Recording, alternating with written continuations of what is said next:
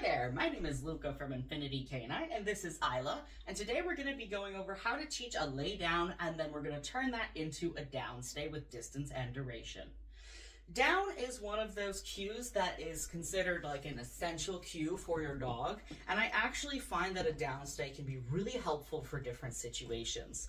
One of the times I like to use it is if I'm waiting around at a public area where I'm going to be there for a little while and I want my dog to just relax, but also not go too far from me. I find a down stay to be more helpful in that situation than a sit stay or a stand stay because that helps them to relax and it's also just more comfortable for them long term. A down stay can also be really helpful from a distance for situations such as if you have to go grab something and you really want your dog to stay still and maybe even stay underneath something like a table or a chair. So the first thing we're going to do to teach the down position is that I'm going to use a lure, a food lure, to help her into the position. So I'm going to show her that I have a treat. I'm going to put it to her nose and I'm going to bring it down to her toes. And we're just going to pause and wait till she goes flat like a pancake. As soon as she's flat like that, I mark, I reward, and then she's welcome to get back up again. I like to do this a few times without the word. That way, in case she does get confused or she gets distracted, I can back. If she does get confused or distracted, I don't accidentally label that as the behavior. So we're going to do that one more time. Oh, much quicker. Good job. After she has the hang of it, now this dog does already know this cue a little bit. So after she does get the hang of it, I'm going to start putting the word in place before I move my hand downwards. Before I get to that point, I actually am going to move on to doing this without a food lure. So I'm going to take a reset treat so she gets out of the down. And with no treat in my hand, I'm going to pretend like I have a treat. I call this an Inviso treat. Come here, Beba. And I'm going to do the same motion as I did before. Perfect. Good job. So everything's the same, except I'm not relying on putting a piece of food to her nose to get her to do that. So now that we've got that step in place, now I'm going to say the word before I move my hand downwards. I'm going to say it after I put my hand to her nose. Sorry, before I put my hand to her nose. Down. Nice job. That's excellent. So, we got the word, we got the signal. Now we're ready to start building some duration of the behavior. This is how you're going to get this behavior to the point where they stay in the down up until you tell them not to anymore. So the way I'm going to do this is literally second by second. I'm going to mark and reward when they stay in that position for longer and longer.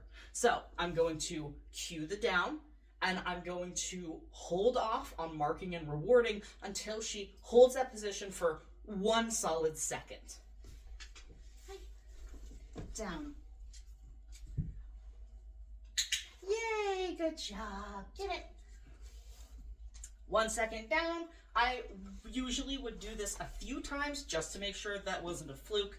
Again, she's got some experience. So then we're going to move on to 2 seconds. Isla, come here. Hi. Hello. Down. Good. Get it. I would keep doing that until I'm able to get to the point where my dog kind of just waits for me to tell them, get it, go, free, whatever word I want to use to tell them they're done doing the thing. Usually I found average is 15 to 20 seconds. They're kind of like, nah, I guess I'll just stay here. It really depends on the dog though. I'm going to do 10 seconds right now just to get her into that mindset.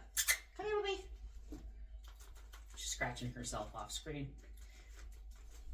Hey, come on. That's a good job. Hello. Giving her a treat just for coming back. Ready? Hi. Down.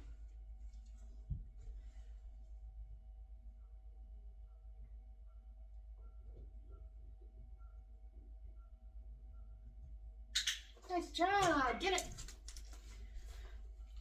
Notice as well, I really try not to give too much focus to the dog while I'm just counting in my head to 10 seconds. That way I don't accidentally distract them. I have seen that happen with some dogs before. All right, so now that we've got duration down and locked and loaded, the next step we're gonna work on is building distance.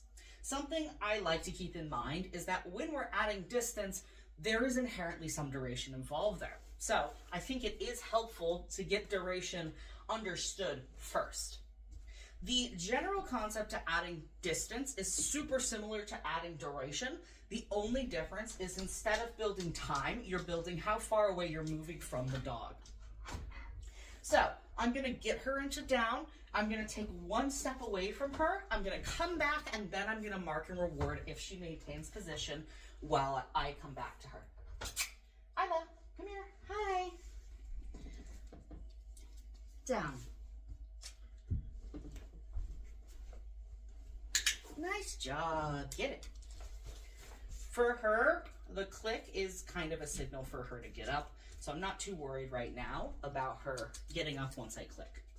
Now that she did one step, again, normally I would do that a few times just to make sure they understand it. She does know this already, so I'm gonna move on to 2 steps.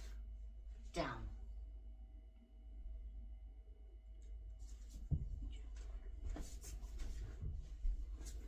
Nice job, get it. I would keep doing that until I am as far away as what seems reasonable for whatever you're working on with your dog. If, for example, you just want a really well-behaved pet dog, I feel like usually 10 to 15 feet is a good distance. If you're working on something a little bit more specialized, such as a sport or protection work or something like that, then you might want to adjust how far away they have to do the down from. So I'm going to do about 16 feet to do this for right now. Down.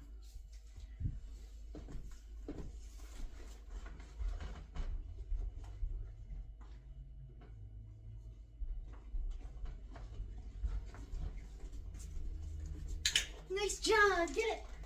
Awesome job, honey buns. So notice as well, once I got all the way over there, I really tried not to stay over there for too long. I want to keep that in mind while my dog is learning. Once she gets the hang of it, I can put distance and duration together. Down.